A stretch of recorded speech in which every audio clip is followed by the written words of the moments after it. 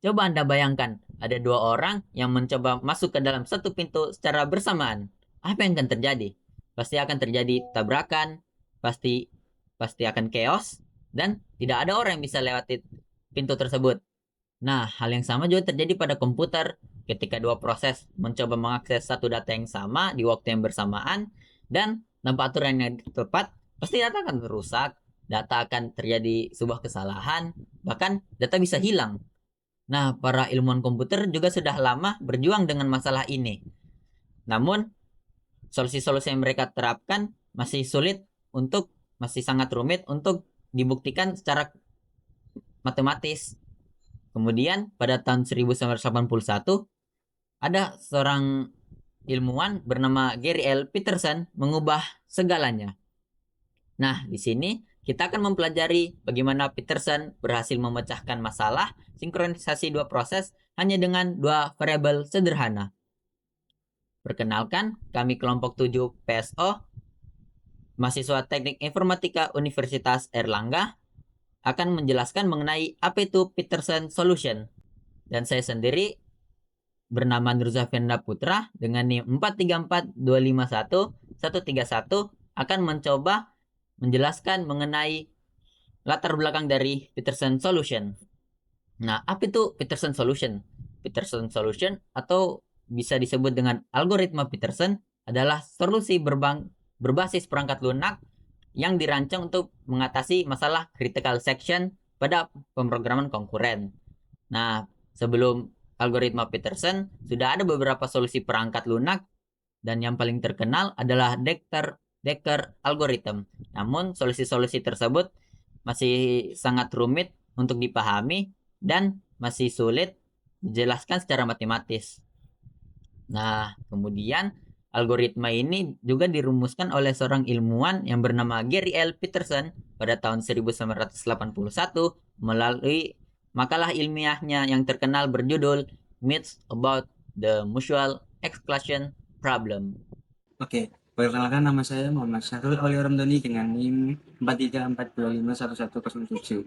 Di sini saya memaparkan tentang permasalahan critical section. Oke, dalam sistem operasi modern yang menerapkan multi-programming beberapa proses atau tree seringkali berjalan secara konkuren dan saling berbagi sumber daya yang sama, contohnya variabel global dan beras ataupun memori.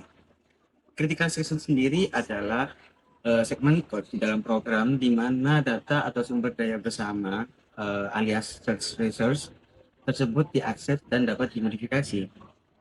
Jika beberapa proses mengakses dan mengubah data bersama tersebut secara simultan tanpa adanya pengaturan, maka akan terjadi fenomena yang disebut race condition.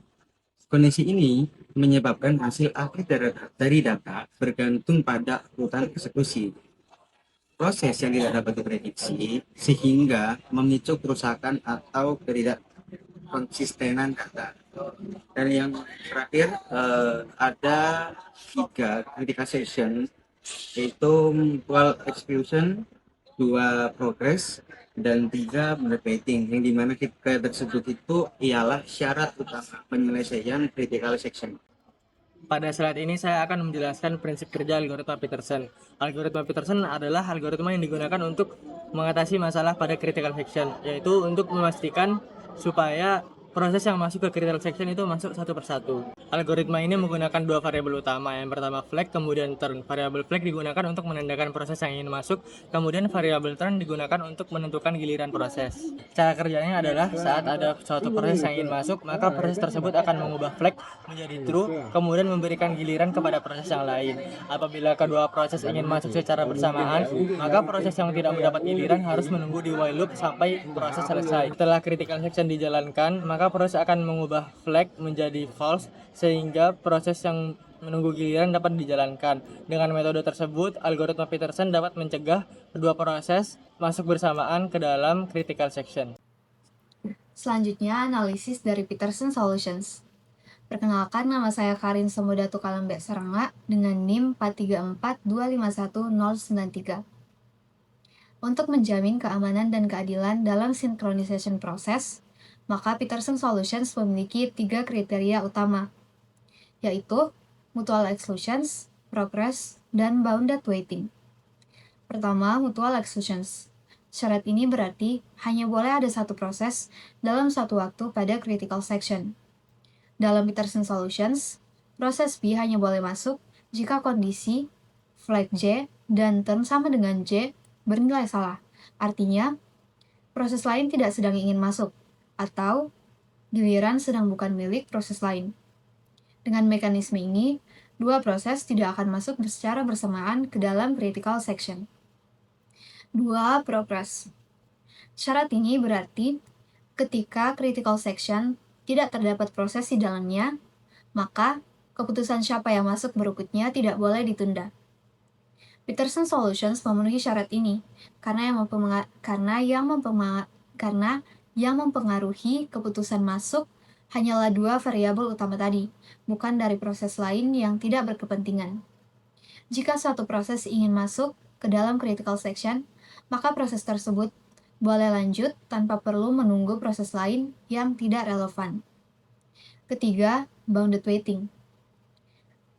Syarat ini berarti bahwa ketika suatu proses sudah mengajukan permintaan masuk ke dalam critical section, maka harus ada batas berapa kali proses lain masuk lebih dulu sebelum proses ini mendapatkan gilirannya.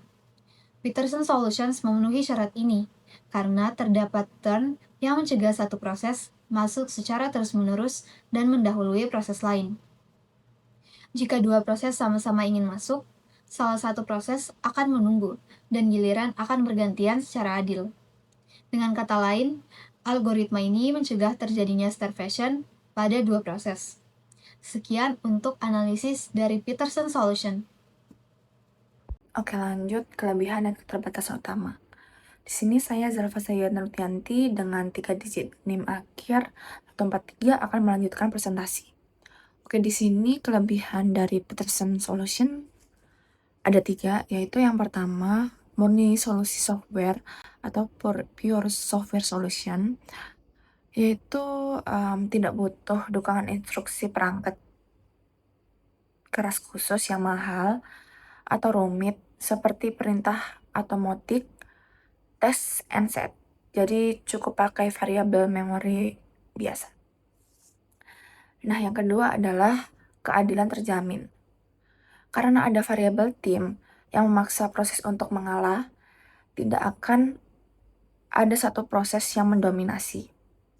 Jadi kedua proses dijamin pasti dapat giliran secara bergantian atau bebas starvation. Nah, untuk yang ketiga dan yang terakhir, bebas macet. Nah, kondisi ini itu dirancang agar tidak mungkin kedua proses saling mengunci satu sama lain secara permanen dan saat meminta akses. Nah, lanjut saya akan menjelaskan keterbatasan utama. Nah, keterbatasan utama sendiri itu ada 3. Itu yang pertama pemborosan CPU atau busy waiting spin lock. Nah, untuk yang kedua itu ada rusak di arsitektur modern atau instruction reordering. Nah, statement ini itu maksudnya itu compiler dan prosesor modern seringkali mengacak urutan eksekusi kode demi kecepatan. Nah, jika urutan pengisian flag dan turun terbalik oleh sistem, algoritma Peterson otomatis gagal dan memicu kebocoran data. Nah, untuk yang ketiga, tidak scalable, hanya untuk 2 progres. Nah, yang dimaksud dengan statement ini itu secara bawaan hanya dirancang untuk 2 proses. Jadi memaksanya untuk bekerja pada suatu proses yang membutuhkan struktur logika atau filter algoritma yang sangat rumit dan tidak efisien. Sekian dari penjelasan kelebihan dan keterbatasan utama. Baik, sekarang kita sudah sampai di bab kesimpulan. Akhir dari presentasi kita hari ini, kita sudah memasuki akhir video dan di sini dengan saya Hana Prisya Sajani dengan NIM akhir 118. Di sini kami setelah pembahasan tadi yang dipaparkan oleh teman-teman saya tadi, kita bisa tarik kesimpulan bahwa algoritma Peterson ini pada dasarnya atau bisa dibilang merupakan sebuah pure software solution, a classical one, atau dalam bahasa Indonesianya itu solusi murni perangkat lunak klasik, yang bisa digunakan untuk mengatasi masalah critical section pada dua konkuren dengan memanfaatkan dua variabel bersama. Apa itu variabelnya? Yaitu yang tadi, di flag sebagai tanda ingin masuk dan juga di turn sebagai hak giliran atau hak antre, dengan menggunakan loop while tadi. Jadi di algoritma ini pada dasarnya itu telah memenuhi, sebenarnya sudah memenuhi 3 syarat umum, yaitu mutual exclusion, kemudian progress, dan juga bounded weighting. Sehingga pada dasarnya untuk algoritma ini itu mampu untuk mencegah tabrakan data atau yang biasa disebut dengan race condition. Kemudian ini juga bisa untuk menjamin keadilan akses dan kemudian bebas dari yang namanya deadwall. Namun masalahnya yang di sini, kalau untuk algoritma ini memiliki beberapa kelemahan yang telah dijelaskan tadi sebelumnya sebenarnya. Itu memiliki kesalahan fatalnya itu, dia itu tidak bisa diterapkan pada sistem modern sekarang.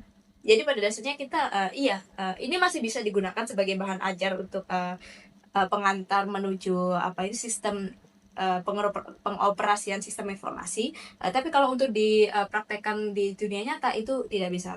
Apa disalahnya? Itu karena di sini itu untuk algoritma ini itu terlalu boros dalam penggunaan CPU dikarenakan pengantrean yang berulang-ulang atau yang namanya busy waiting tadi. Antara dua proses itu ngantrinya bisa berulang-ulang banget dan kemudian tidak scalable. Tidak scalable ini dikarenakan nggak bisa dipakai untuk proses yang lebih dari, misal ada prosesnya 5 lagi ngantre, ada 6 lagi ngantre, jadi hanya bisa digunakan untuk 2 proses. Dan kemudian satunya lagi itu untuk rentan. Algoritma ini tuh rentan untuk gagal akibat optimalisasi pengacakkan instruksi atau yang bisa dibilang instruction reordering oleh prosesor masa kini. Pada dasarnya dibutuhkan oleh prosesor sekarang. Jadi itulah kesimpulannya. Semoga penjelasan kami, presentasi kami di video ini semoga membantu, semoga dapat dimengerti, dan apabila kami ada salah kata mohon dimaafkan. Kami pamit undur diri. Assalamualaikum warahmatullahi wabarakatuh.